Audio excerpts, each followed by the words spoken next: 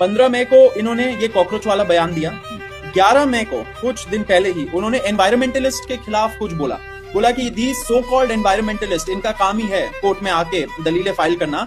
कोई भी एक ऐसा केस हमें बता दीजिए जो एनवायरमेंटलिस्ट ने डेवलपमेंट वर्क जो इन्होंने वेलकम किया हो। इनका ये स्टेटमेंट था। Again this shows a attitude, it shows a prejudiced mind against environmentalist. 29 जनवरी को ट्रेड यूनियंस के खिलाफ इन्होंने बोला था कि trade unions are responsible agents जिनके वजह से इंडस्ट्रियलाइजेशन नहीं हो रहा है हमारे देश में।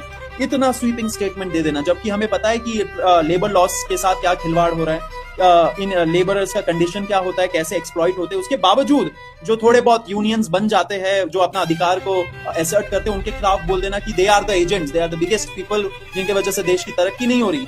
ऐसा उनका स्टेटमेंट था 29 जैन को। 2 दिसंबर को उन्होंने रोहिंग्या का कोई मैटर सुनते हुए बोला था कि रोहिंग्या लोगों को क्या हमें इंट्रूडर्स को वेलकम करना चाहिए। अब देखिए उनके सामने केस कितना सेंसिटिव था कि एलिगेशन था कि पुलिस वालों ने कुछ लोगों को उठा के पुश बैक कर दिया, फेंक दिया दूसरे देश के अंदर।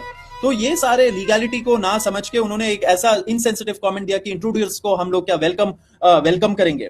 इस ऐसे ही उन्होंने पहले भी 12 दिसंबर को इन्होंने जब ये रोहिंग्या वाला कमेंट पे बहुत ज्यादा बवाल मचा था, ऐसे ही कुछ दिन बाद उन्होंने एक स्टेटमेंट दिया था 12 दिसंबर को कि nobody can browbeat me with comments, मतलब कि मुझे कोई धमका डरा नहीं सकता कोई। लेकिन एक कंसर्टेड अटेम्प्ट चल रहा है सोशल मीडिया पे एंड बाहर के साइड में क्रिटिसिज्म करके, लेकिन मैं नहीं पीछे हटूंगा, मैं नहीं कुछ करूंगा।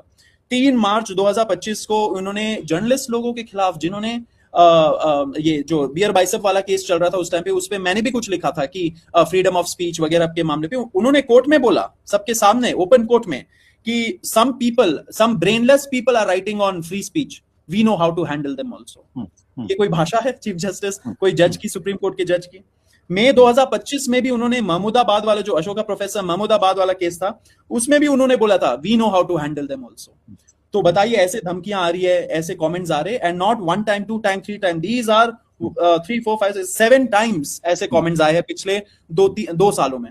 उसके पहले आप एक और चीज बता दूंगा, ये कुछ है राइट विंग के साइड में स्पेशली जो इस सरकार को शायद सपोर्ट करे। देखिए हमें कोई सरकार से लेना देना है नहीं, हमें है इंस्टीट्यूशन का क्या हो रहा है, सुप्रीम कोर्ट का क्या हो रहा है। क्या लोग उसी नजरों से, उसी रेस्पेक्ट के नजरों से सुप्रीम कोर्ट को देखेंगे जब उसका टॉप जज ऐसे कमेंट्स पास कर रहे हैं? नहीं। तो हमारा कंसर्न है what is the institutional image, what is the signal that is going.